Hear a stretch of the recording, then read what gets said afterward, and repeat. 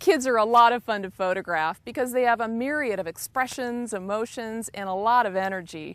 On the flip side, they can have short attention spans and be a little unpredictable. But with the following tips, I'll show you how to create beautiful photographs of kids and capture those real moments.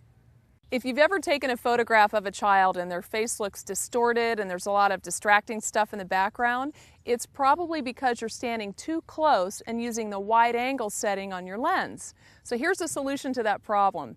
You want to step back and give yourself room to zoom using a telephoto lens. The one I'm using is the Canon EOS 55-250mm zoom lens. So what happens is when you zoom in to your subject, it creates a much more pleasing perspective on their face, and it also blurs out that distracting background. Here are the optimum settings for taking great portraits. Portrait mode for beginners, or for more experienced photographers, you can use aperture priority or the manual mode with a wide aperture to blur the background. And to add a little creative edge to your photos, you can experiment with some of the picture styles like portrait or monochrome.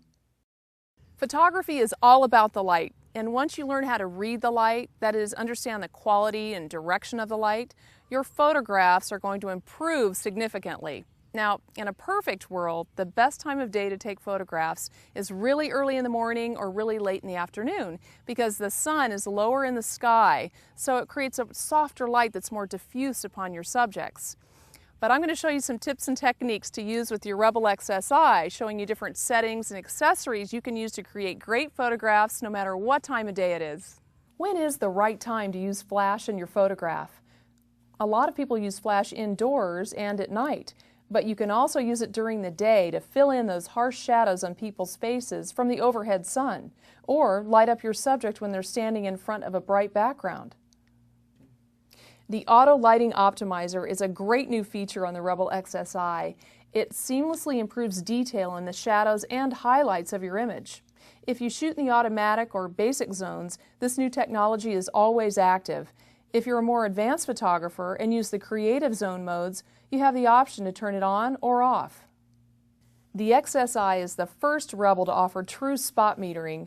The partial and spot metering options are excellent tools for the more advanced photographer to use during backlighting situations or any instance where you need to carefully measure the light in a particular part of your scene. The Rebel XSI has a 9-point autofocus system, and it comes in really handy for portraits.